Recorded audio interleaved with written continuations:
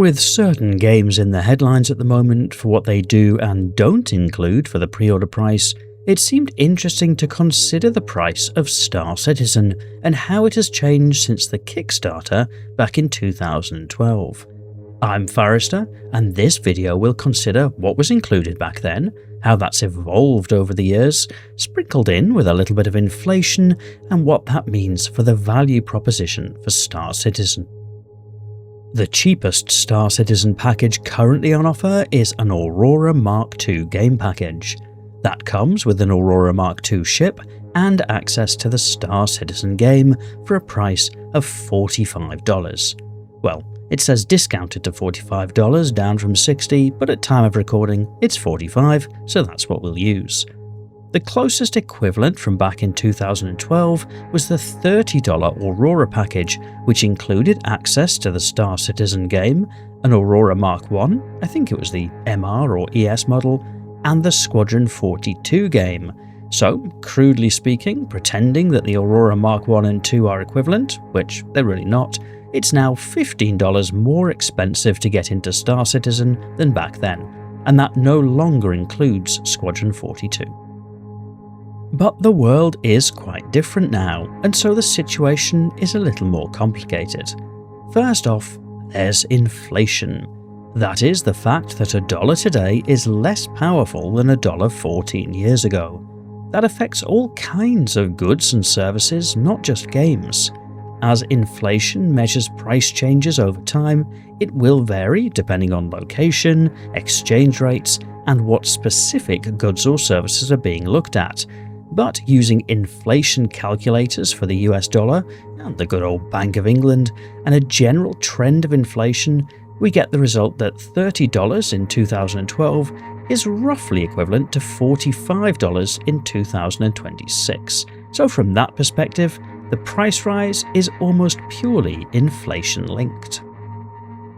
However, there's then the shrinkflation element, that the exclusion of Squadron 42 since February 2016 means that the price of the standalone game needs to be added back on. When it was last sold as standalone, the price was $45.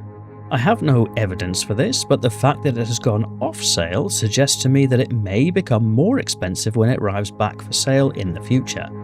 That means that packages bought prior to 2016 offer significantly better value than those sold in the last 10 years, at least for those interested in playing Squadron 42, which is me. It's one of the reasons I make sure that any changes I make to my Star Citizen ship loadout preserve my original package, so that I can enjoy Squadron when it does come out. For those who are only interested in the PU, however, that may not be a consideration. So, stripping out Squadron 42 means that a game package now is less valuable than Kickstarter packages, but it's still competitive. The whole premise for this video was that AAA titles are becoming more expensive for release or pre-order. New Fable, $70. Resident Evil Requiem, $70. 007 First Light, $70. GTA 6, $80. So Star Citizen at $45 or perhaps even $60 without that discount still seems fairly placed in the market. Then there's the fact that, at least to date, Star Citizen has had no monthly subscription fees that many other MMOs do. That might be $5, $10, $15 per month. For the 126 months that the Persistent Universe has been available, if that had followed a traditional subscription model, even at $5 per month, that would be over $600. So there's value in the fact that, at least for now, once you've paid your money and bought the game, you can play for as long as you like. That's a perk that becomes comparatively more valuable the longer an account lives for. Plus, there's an element of loyalty too. The longer a backer has been following and engaging with Star Citizen, the more helpful they have been to the project. Without Kickstarter backers, there would be no game. Without people buying virtual JPEGs for the last 14 years, we wouldn't be where we are now, with Star Citizen reportedly bringing in over $1 billion in funding. Whether you think that's a good thing or not, it's probably not an unreasonable position to reward longer-term backers who got in early, at some risk, to benefit from a cheaper pre-order type price. So, TLDR. A Star Citizen game package today is probably less value for money than a Kickstarter package.